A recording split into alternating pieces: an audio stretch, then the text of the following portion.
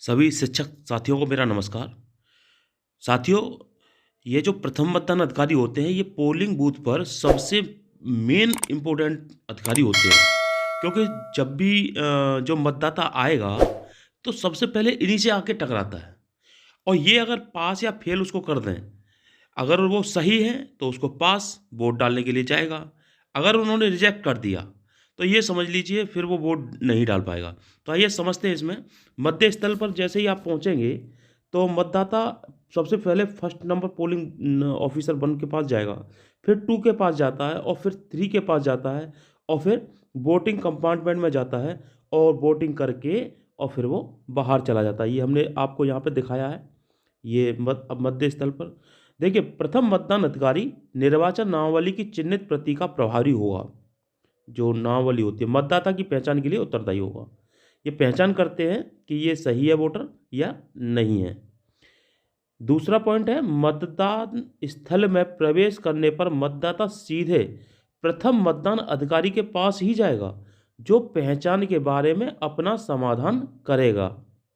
मतदाता की पहचान सुनिश्चित हो जाने पर लाल स्याही से संबंधित मतदाता के विवरण बॉक्स में तिरछी रेखा खींचेगा।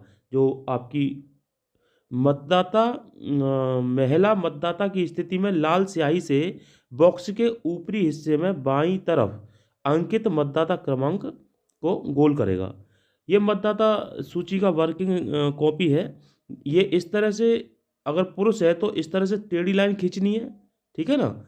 और अगर वो वही महिला है तो तिरछी लाइन खींचने के साथ साथ उस पर गोला भी करना है। ये चीज़ ध्यान रखना। अगर पुरुष है तो उसको जो है तिरछी लाइन, और अगर महिला है तो तिरछी लाइन के साथ साथ उसके क्रमांक पर लाल कलम से गोला करना है। जो उसके पहचान के डॉक्यूमेंट होंगे वो यहाँ देख लीजिए। मतदाता पहचान पत्र है, पासपोर्ट है, ड्राइविंग लाइसेंस। ये करीब 14 आईडी होती है, 12 आईडी है। तो इनमें से कोई भी लाता है तो आप उसको वेरीफाई करेंगे, वो अपना वोट इनके थ्रू अपना डालेगा। और समय समय पर आपको कुछ एंट्रियां भरनी होती हैं, जैसे प्रत्येक 2 घंटे में डाले गए मतों की संख्या। तो 7 बजे से 9 बजे तक आपका जो है वो लिखना पड़ेगा। जैसे आपको एक अलग से ये चार्ट अपना ले जाएं साथ में, नहीं है तो फोटोकॉपी करा लें इसका। तो पुरुष के आपको काटने पड़ेंगे इस तरह। अगर पुरुष आता तो पहले पुरुष काटिए, फिर महिला आती है तो महिला का क्रमांक इस तरह से आपको काटना है।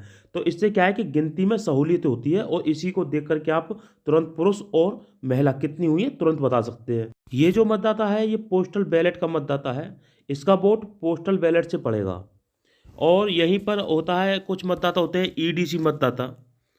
जो ईडीसी मतदाता होते हैं वो जो है मृत सूची या स्थानांतरण सूची या उसमें शिफ्टेड में होते हैं, तो उनकी सूची अलग से मिलती है। उनका वोट जो है वो भी बैलेट से और फॉर्म भर के डालना पड़ता है। कुछ मतदाता होते हैं डिलीटेड, वो डिलीट होते हैं, ठीक है। तो इस तरह आपको ये ध्यान रखना है कि कौन सा मतदाता हमारा पोस्टल बैलेट का है और कौन सा ईडीसी का है। तो ये कुछ मतदाता होते हैं। एएसटी मतदाता जो होते हैं, यदि मतदाता निर्वाचन नामावली में कहीं मतदाता के आगे अनुपस्थित, एब्सेंट, कहीं निवासित, शिफ्टेड या मृत, डेड अंकित है, तो ऐसे मतदाता एएसडी मतदाता कहलाते हैं। ऐसे मतदाताओं के मतदान स्थल पर उपस्थित होने पर उनकी पहचान सुनिश्चित करने के बाद निर्धारित प्रारूप पर घोषणा भरवाते हुए मतदान की अनुमति दी जाएगी, ठीक है। ये चीज़ है, एएसडी मतदाता इनको बोलते हैं। और इनको जो है ये वाला फॉर्मेट आपको भरवाना पड़ता है। निर्वाचक का घोषणा पत्र जिसका नाम अनुपस्थित, स्थानांतरित और मृत सूची में है। P1 का केवल यही काम है। अगर मेरा वीडियो अच्छा लगा है तो लाइक, कमेंट, शेयर अवश्य करें और अपने दोस्तों में भी शेयर करें।